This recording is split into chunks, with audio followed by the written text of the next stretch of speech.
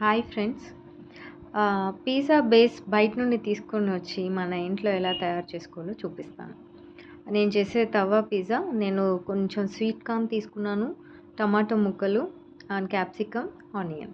దీనికి కావాల్సిన పదార్థాలు చీజ్, కొంచెం బటర్, మయోనీస్, నాకైతే ఎగ్లెస్ ఇష్టం. పిజ్జా అది హెర్బ్స్ ఉంటుంది దీనికి సపరేట్గా.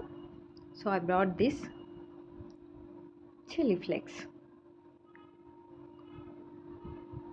ఓకేనా?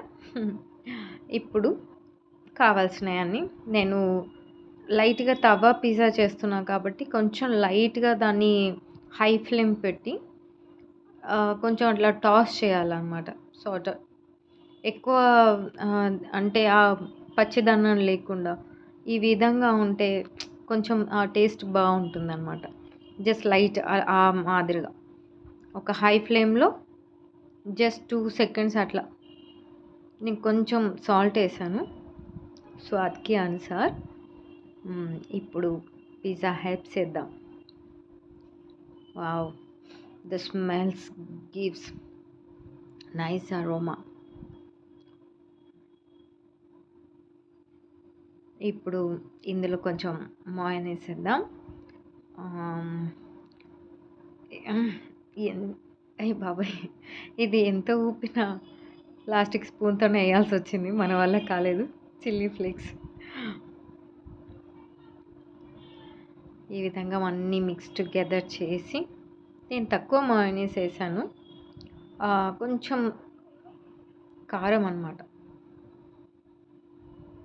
నేను వేసే కారం అది పెద్ద కారం కాదు, it was very small spoon grated చేసిన చీజ్. ఓకే, ఇప్పుడు ఇవన్నీ ఇలా మిక్స్ టుగెదర్ చేసుకొని తీసుకొచ్చిన బేస్ని కొంచెం వెట్ చేసి, మా ఇంట్లో కొంచెం హెర్బ్స్ పౌడర్ ఉంది, అంటే అది ఏం లేదు, కరివేపాకు పౌడర్ చేసి ఉండే ఇంట్లో అనమాట.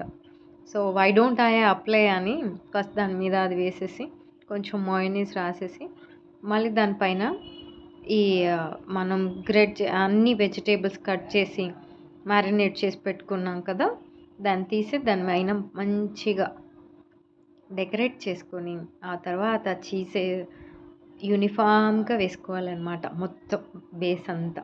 ఆ తర్వాత ఇంకొంచెం హెర్బ్స్ కావాలనుకుంటే వేసుకోవచ్చు, లేదంటే స్కిప్ చేసుకోవచ్చు. ఓకే, చుట్టుపక్కల కొంచెం అలా అలా అలాగా చుట్టూరుగా వేయాలన్నమాట. అట్లా డ్రాప్స్ వేసుకుంటూ వెళ్ళాలి.